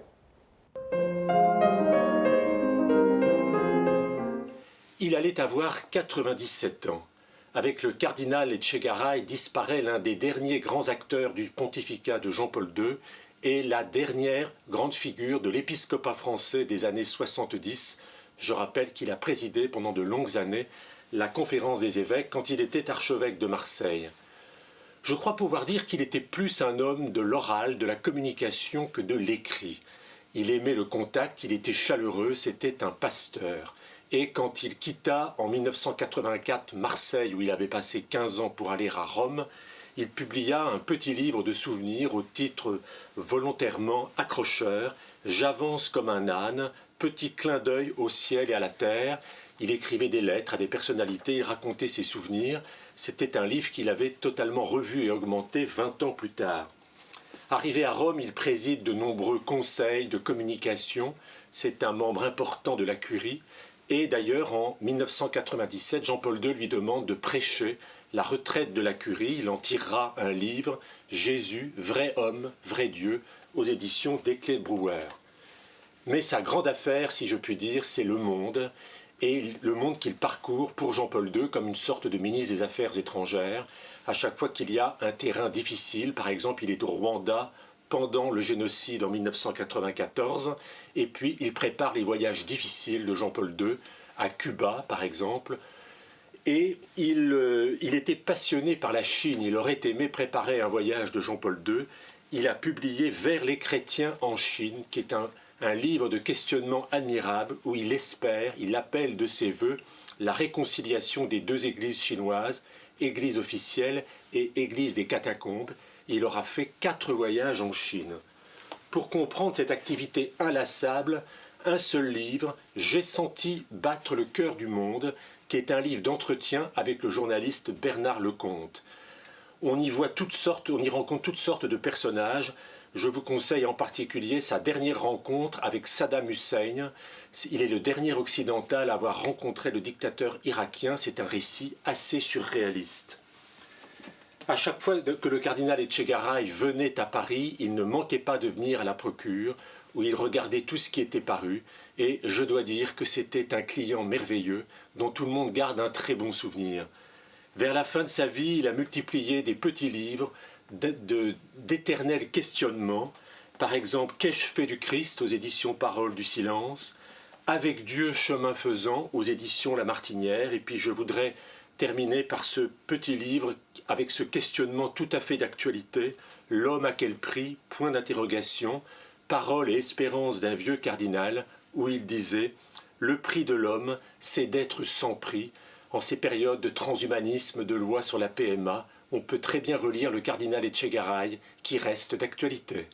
Merci Bertrand pour ce très beau portrait. Beaucoup parmi nous ont connu le cardinal Etchegaray et cela fait du bien de revoir tout ce qu'il a pu écrire et tous ceux qui ont écrit sur lui. Rémi Brague, donc c'est le dernier moment de cette émission passionnante. Vous publiez chez Salvator un livre extrêmement stimulant intellectuellement, Des vérités devenues folles, avec ce sous-titre assez osé, presque culotté, La sagesse du Moyen-Âge au secours des temps modernes. Alors, on revient en arrière.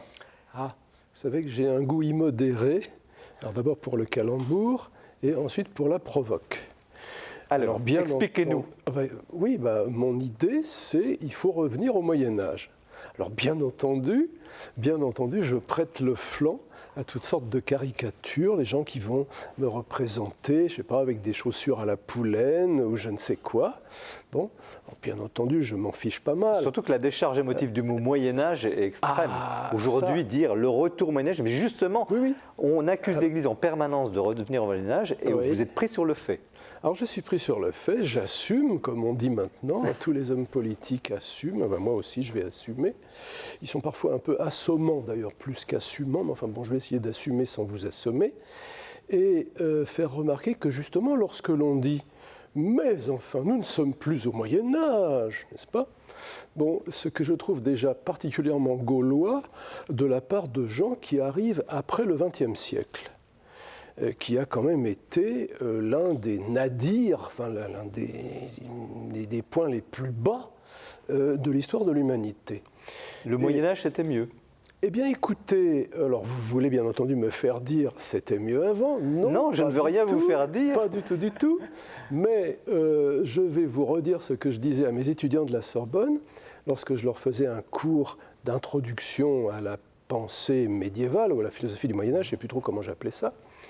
Je leur donnais une bibliographie, une chronologie, enfin aussi une bibliographie, mais une chronologie, qui se terminait par la fondation du Goulag, par Lénine, au tout début des années 20, et par la conférence de Wannsee.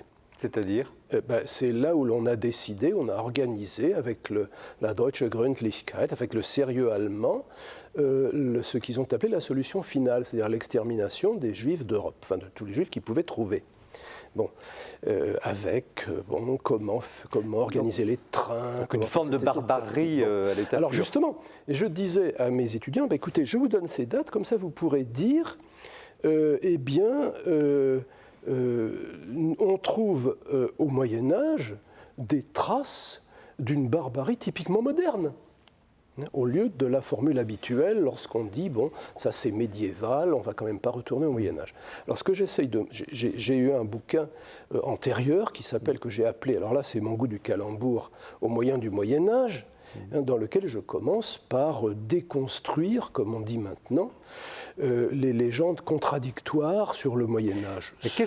Qu'est-ce que ce Moyen-Âge, justement, peut apporter aujourd'hui, c'est semble-t-il le propos central de votre livre, à cette modernité qui paraît paumée, qui paraît perdue. On est dans une sorte de magma d'idées, de possibilités, et vous vous dites, mais attendez, on s'arrête un instant, et on va aller chercher justement des trésors de la pensée, de la culture. Alors quels sont-ils ? Alors mon idée, si vous voulez, c'est que les mots-clés de ce que j'appelle, dans un autre bouquin d'ailleurs, enfin peu importe, le projet moderne, l'émancipation par exemple, le progrès, l'autonomie, etc.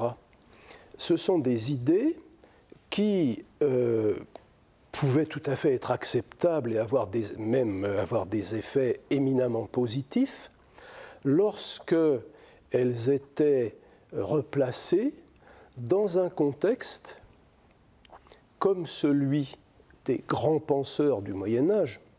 On a parlé de Thomas d'Aquin, par exemple, avec Fabrice tout à l'heure, placés dans un contexte intellectuel qui leur permettait de ne pas déboucher sur des contradictions ou même carrément sur des horreurs. Regardez l'idée de progrès. Progrès, il faut déjà aller vers quelque part. Enfin, il ne faut pas avancer pour avancer. Il ne faut pas avoir la bougeotte comme ça. Sans quoi, eh bien, on est obligé de se dévorer soi-même, pour pouvoir toujours faire du nouveau, détruire. Là, c'est vraiment la destruction créatrice, mais c'est plutôt la création destructrice. Bon. Je dis que ces idées-là peuvent être, si je puis dire, sauvées, qu'elles peuvent retrouver déjà une cohérence et puis des effets positifs si on les replace dans l'idée d'une bonté fondamentale du monde, malgré tout, malgré le mal dont nous avons parlé tout à l'heure, d'une bonté fondamentale du monde, d'une dignité fondamentale de l'homme, et pas ce que l'on appelle la dignité maintenant, ce qui consiste à n'en faire qu'à sa tête, finalement, c'est ça que ça veut dire maintenant. Et donc, si on se replace dans l'optique où il y a un Dieu, oui, j'utilise ce mot, qui est grossier pour certains, pas pour moi, s'il y a un Dieu créateur, et pas fabricateur du monde, comme les bêtes créationnistes voudraient nous le faire croire, et un Dieu bienveillant, un Dieu qui nous donne une légitimité, qui fait que, eh bien, il est bien que non seulement il y ait ce qu'il y a autour de nous, mais que nous y soyons, et que nous soyons ce que nous sommes. Sans cela, eh bien, on arrive à des contradictions, et à la contradiction fondamentale de ce que j'appelle le projet moderne, à savoir que nous ne sommes plus capables de dire pourquoi il est bon que nous existions.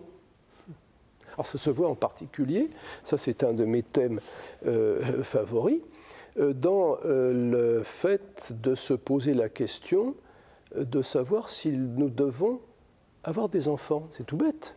Je veux dire, l'humanité ne peut continuer que si la génération qui fait valoir son droit à la retraite, ça sera déjà bientôt mon cas, je veux dire la retraite définitive, est remplacée par des générations plus jeunes. Bon. Et pourquoi aurions-nous le droit d'appeler ces générations à l'existence alors que nous ne pouvons pas leur demander leur avis? Est-ce que vous avez envie de naître? Question évidemment absurde. Il faut déjà être là pour pouvoir répondre. Est-ce qu'on ne va pas vous faire le procès quand même d'un certain pessimisme? Parce que, alors, vous dites, effectivement, on comprend bien ce que vous voulez dire, mais en même temps, avez-vous une vision, j'emploie un mot moderne, positive de la situation actuelle? Alors, de toute façon, on va me faire des procès. Enfin bon, peut-être pas au sens strict du terme. Enfin, on va me chercher des poux dans la tête, ça c'est clair. Bon. On va m'accuser d'être pessimiste, ce à quoi je réponds toujours, c'est devenu une banalité chez moi, par cette phrase de Bernanos, un optimiste est un imbécile heureux, un pessimiste est un imbécile triste. Bon.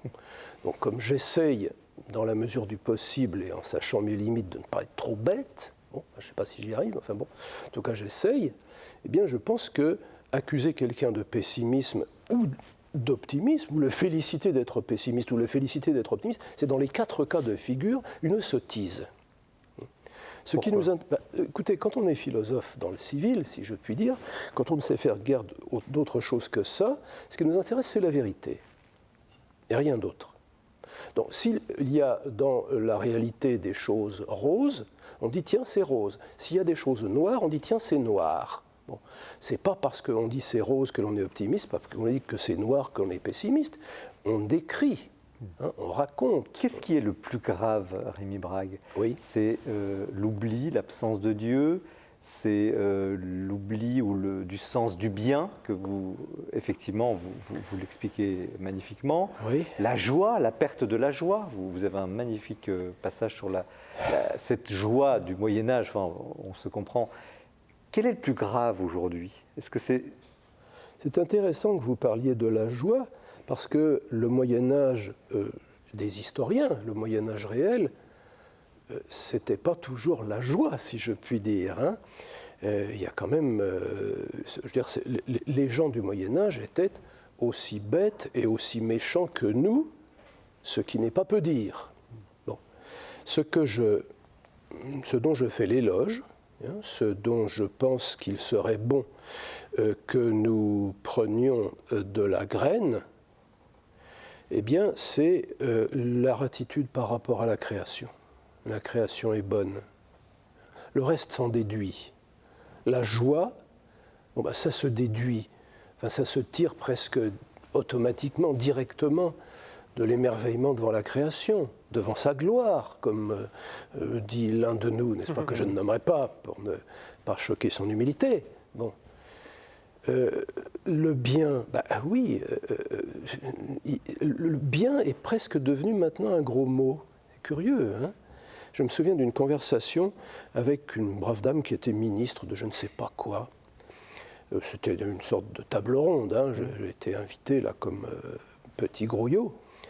Elle dit, ah non, il ne faut pas dire bien, il faut parler de justice, mais ne pas dire de bien.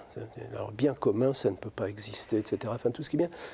Bon, ben, je regrette. Mais qui cherchez-vous avec qui cherchez-vous une réconciliation? Est-ce que vous cherchez à ce que cette culture dominante de la modernité, que vous critiquez de façon extrêmement aiguë, retrouve du sens, retrouve des racines? Ce que je dis, ou est-ce que c'est le public en général? Écoutez, ce que je dis simplement, c'est que si nous ne retrouvons pas ces racines, nous sommes foutus.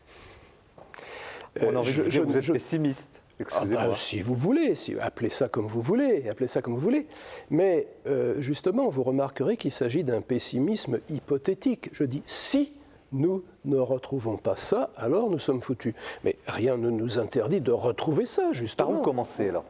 Par où commencer? Eh bien, écoutez, peut-être déjà faire un sérieux ménage à l'intérieur de sa propre tête. Se débarrasser de toutes les toiles d'araignée qui couvrent, eh bien, par exemple, cette idée de progrès. Cette idée de progrès qui peut avoir un sens tout à fait positif si ça veut dire que je m'efforce moi-même d'avancer vers un bien plus grand. Bon. Si je demande l'aide de la grâce, par exemple, pour y arriver, parce que moi tout seul, bon, c'est pas terrible. Bon. Et si je me débarrasse de l'idée suivant laquelle nous serions sur une sorte de tapis roulant, comme dans certains couloirs de métro. Bon, alors il y a des gens qui avancent dans le bon sens et qui vont plus vite que les autres, puis les autres qui essayent, sont les réactionnaires, n'est-ce pas, de marcher à reculons, mais le courant les emporte irrésistiblement. Ouais. Bon, est-ce qu'il existe quelque chose comme ça dans la réalité? Fabrice Adjadj, est-ce que c'est un livre réactionnaire? Je rebondis sur ce mot. Écoutez, ne poussez pas l'éloge jusqu'à ce degré. Enfin. Je pose la question à Fabrice Adjadj. Bon, je ne crois pas parce que le réactionnaire, au sens étymologique du terme, se contente de réagir. C'est déjà une bonne chose de réagir, et de réagir à une agression, de riposter, de répliquer, mais je pense qu'il y a autre chose ici, qui est plutôt d'essayer de revenir à une source. Alors tout à l'heure, quand je l'écoutais, je parlais de la conférence de Wannsee en 1942, mais à peu près à la même date, un juif, Gustav Cohen, va écrire un livre qui s'intitule « La grande clarté du Moyen-Âge ».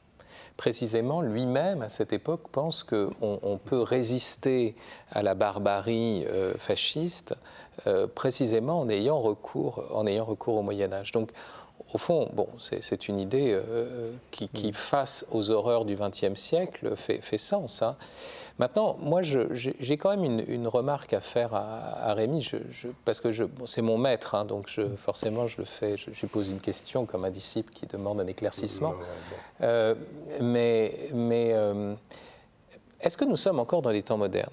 Les temps modernes étaient humanistes, progressistes, avec un projet d'utopie politico-sociale, etc. Tout ça s'est effondré. On est dans une postmodernité où il ne s'agit même pas d'être optimiste ou pessimiste, parce que la vérité, qui est une vérité, je dirais, désormais scientifique, c'est la vérité de l'extinction de l'espèce humaine. L'espèce humaine va disparaître, à plus ou moins à long terme, bien sûr. Donc, c'est même pas, même si on retrouve nos racines, si j'ose dire, ici-bas, nous disparaîtrons. Il y a une volonté pour cela. Mais là, c'est même pas. La question, c'est qu'est-ce qu'on fait aujourd'hui, et c'est détermine la postmodernité, parce qu'on ne croit plus au progrès. On croit éventuellement à une mutation, ou à une régression, une destruction.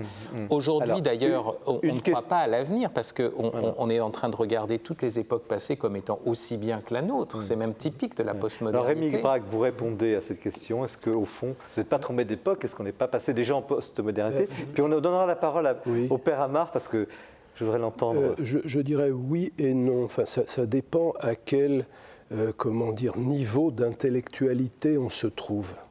Alors pour les gens qui nous regardent. Oui. Donc, alors, les gens qui nous regardent appartiennent tous à une élite extraordinairement distinguée, n'est-ce pas, qui ont la chance déjà d'avoir la télévision, et puis ensuite de regarder KTO. Donc, est-ce que l'ère moderne est terminée? Est-ce qu'on n'est pas changé d'époque? Peut-être, eux, ont-ils viré leur cutie? C'est-à-dire? Eh bien, c'est-à-dire qu'ils comprennent que la foi au progrès que l'on avait à partir du XVIIIe siècle et qui alors au XIXe siècle a explosé un petit peu partout, cette foi ne tient plus. Nous avons certainement des améliorations dans notre technologie. Nous avons un accroissement de notre savoir, mais le rêve, disons, de certaines lumières, à savoir que tout cela allait ruisseler sur les systèmes politiques qui seraient de plus en plus justes, et puis sur la moralité des individus qui serait meilleure, qui serait toujours meilleure. Tout cela, on ne peut plus y croire. Ça dépend qui. Alors, les gens un peu informés ne croient plus à ça. Sur la postmodernité de la question, et puis après, le père Amar. Oui, mais justement, il reste quand même pas mal de gens pour lesquels, par exemple, la foi au progrès subsiste encore dans le seul fait que l'on se choque de voir que les choses n'aillent pas mieux. Parce qu'on se dit, ça devrait, en principe, ça devrait aller mieux. Et donc, on dit, non, ça ne va pas mieux. Donc, plus jamais ça, on répète ça à peu près tous les 10 ans, chaque fois qu'il y a un génocide, grand ou petit, ou que ça se passe, on dit plus jamais ça, et puis ça recommence. Père Amal. Moi, votre identité moyenâgeuse ne me heurte pas. On fait cette émission à Paris. Il y a quelque temps, la cathédrale Notre-Dame de Paris a brûlé. On a tous eu l'impression que quelque chose de nous partait en fumée ce jour-là. Oui. Donc je ne suis pas du tout mal à l'aise avec votre... Parce que ce n'est pas une nostalgie. Vous avez un regard de philosophe.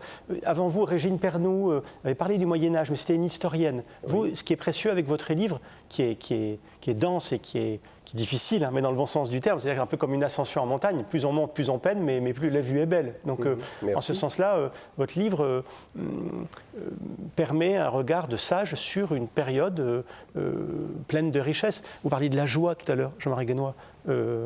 La joie, l'humour, je peux vous dire, à l'hôpital, c'est précieux, c'est même très utile, c'est un bon remède.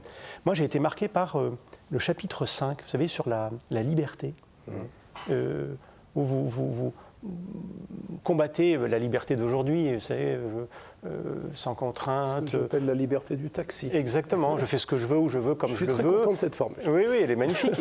Et vous prêchez, en fait, la vraie liberté pour vous, c'est la libération. Et moi, ça me parle parce que c'est quand j'étais prisonnier de mon corps, donc absolument pas libre, sur mon lit d'hôpital, que j'ai développé en moi, déployé en moi des nouvelles potentialités, des nouvelles possibilités.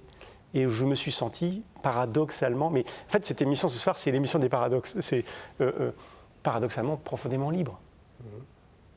Et là-dessus votre livre apporte beaucoup de résonance. Et d'ailleurs au passage, parce qu'on n'a pas parlé de la structure du livre, on pourrait faire une émission sur chaque chapitre, la liberté et d'autres, donc c'est extrêmement fort. Il y a quand même une... question, alors vous l'abordez, la question de la providence. C'est-à-dire qu'on se dit, mais bon sang, mais comment se fait-il? Alors on a bien compris votre message sur le progrès. C'est-à-dire la croyance au progrès qui finalement cale. Le progrès cale. Mais Dieu ne voudrait-il pas une sorte d'accomplissement? Est-ce qu'il n'y a pas un sens de ce monde? Alors, modernité, postmodernité, post-postmodernité, on ne va pas se perdre trop dans les concepts, mais ma question est, au fond, ce mouvement, est-ce qu'il y a un mouvement vers quelque chose? Et souvent, naïvement, peut-être, des croyants, vous en êtes, ou vous n'en êtes pas, se disent, mais de toute façon, la Providence veille, ça se terminera bien. Alors, peut-être un petit mot du Père, et puis après, vous... Dieu n'échoue pas, mais nous ne sommes pas des robots et des marionnettes, donc il compose avec la liberté de l'homme et avec ce que les philosophes appellent les causes secondes, vous savez, c'est ce que les païens appellent le hasard, mais nous on appelle ça la providence, c'est-à-dire qu'il incline les choses, mais Dieu n'échouera pas. Non, la victoire est certaine, évidemment. La victoire est certaine. Alors, Fabrice, puis après Rémi Brague, sur la providence, il y a quelque chose au bout, ça se terminera bien. Oui, mais est-ce que c'est dans la ligne comme ça d'une sorte de progrès linéaire de l'histoire, ou est-ce que c'est l'épouse, la cité céleste, qui va descendre dans un moment où il y aura, on peut lire le livre de l'Apocalypse, il y a des passages du catéchisme de l'Église catholique qui nous disent attention au millénarisme, à ces formes de messianisme où on croit que l'histoire est un progrès. Non, il va y avoir en même temps, et c'est toujours ce qu'on vit, c'est-à-dire c'est le double sens du mot apocalypse aujourd'hui, c'est-à-dire catastrophe et révélation. Aujourd'hui, par exemple, la famille est profondément attaquée. Il y a de très belles pages d'ailleurs dans le livre de Rémi. Mais en même temps, ça nous pousse à penser le mystère de la famille comme jamais on ne l'a pensé auparavant. C'est-à-dire qu'il y a un dévoilement là même où la chose est mise en péril. Et c'est ça, donc nous allons vers, la providence nous conduit vers une apocalypse, c'est-à-dire vers quelque chose, c'est ce qui est dit par le Christ, quand il reviendra, trouvera-t-il la foi sur la terre ? Quand on dira paix et sécurité, c'est alors que le malheur s'abattra sur nous. Enfin, il faut quand même dire, c'est quoi nous croyons. Mais nous n'avons pas peur de la fin du monde. On peut même dire que le christianisme commence après la fin du monde. Donc ce n'est pas ça qui nous fait peur, c'est qu'on sait que tout ça est pour ultimement l'assomption de toute cette création, même dévastée, dans la gloire divine. Rémi Brague, j'aimerais justement répondre sur la providence. Tout à l'heure, j'ai fait allusion à un jeu de mots qui est déjà chez les anciens Romains, n'est-ce pas, entre providence et prudence. Parce que finalement, prudence, c'est providence prononcée un peu vite. Ce que je veux dire par là, c'est que plus on s'élève dans l'échelle des êtres, plus la providence de Dieu délègue. La pierre, elle tombe. Elle n'a pas besoin de se fouler, si je puis dire. La plante, il faut qu'elle pousse. Et quand il y a une pierre, elle se détourne.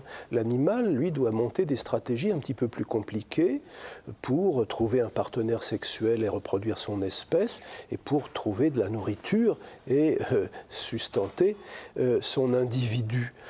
Avec l'homme, la providence devient prudence. Alors prudence, pas uniquement au sens où il faut regarder devant soi quand on traverse la rue, mais la prudence, comme ce concept philosophique hérité d'Aristote et passé ensuite au Moyen-Âge latin, qui est la sagesse pratique, la façon de choisir les bonnes fins et les bons moyens pour atteindre les fins en question. Beaucoup de gens maintenant, et nous avons tous à nous garder de cette façon de penser, conçoivent la providence comme une sorte de parachute ventral. On peut faire n'importe quoi, il y a un moment, toujours Dieu nous enfilera, alors que nous sommes en train de tomber, le parachute qui va nous permettre d'arriver sains et saufs au sol. Mais non, la première dimension de la providence, ça consiste à s'assurer que quand on fait du saut à l'élastique est bien accroché. Il ne faut pas s'attendre que Dieu va intervenir là où ça n'est pas nécessaire. Nous sommes suffisamment malins pour penser qu'il faut attacher le fil. Bon, donc si nous ne le faisons pas, nous allons tomber. Dieu n'intervient que lorsqu'il n'y a vraiment pas de moyen de faire autrement. C'est ce qu'on appelle l'économie du salut, parce que ça, on n'aurait pas pu s'en tirer tout seul. Donc il a été obligé de monter un dispositif compliqué. Donc il y a... Incarnation et tout. On arrive déjà à la fin de l'émission. Merci d'être resté jusque-là avec nous. Ce débat est passionnant. Il y a une lueur, Rémi Brague. Rassurez-nous. Bien entendu qu'il y a une lueur. Puisque, j'essaye justement de montrer, peut-être en creux, ou en négatif, si vous voulez, qu'il y a une lumière qui est tout à fait capable de nous éclairer, et que c'est une lumière que je n'hésiterai pas à appeler, comme Régine Pernoud que vous avez cité, la lumière du Moyen-Âge. Voilà. La gloire, justement. La gloire, et la gloire de notre responsabilité, de cette charge. Nous avons à illuminer, nous avons des choses à faire. C'est merveilleux. Très bien, Dieu merci. n'a pas fait semblant de nous créer libres. Merci à tous les trois. Merci de cet échange. Donc Rémi Brague, des vérités devenues folles chez Salvator, La sagesse du Moyen-Âge au secours des temps modernes. Un livre extrêmement pertinent, très exigeant, mais qui vous apportera beaucoup de réponses à des clés. Merci aussi Pierre Amar, Père Pierre Amar, hors service, donc chez Artege, l'expérience de votre accident de santé et comment vous en êtes sorti. Et merci d'avoir été là ce soir parce que ce n'est pas facile pour vous. Et merci Fabrice Adjage, à moi la gloire, à nous la gloire, à vous la gloire pour cette soirée chez Salvatore, un livre extrêmement aussi utile en ces temps difficiles où nous avons besoin de repères. Merci d'être fidèle à cette émission, de participer à ce débat indirectement parce que nous le faisons vraiment pour vous. Vous retrouvez l'émission sur les différents sites KTO, Jour du Seigneur et la Procure. Nous nous retrouvons dans un mois avec toujours le même enthousiasme. En attendant, très bonne lecture et très bonne soirée.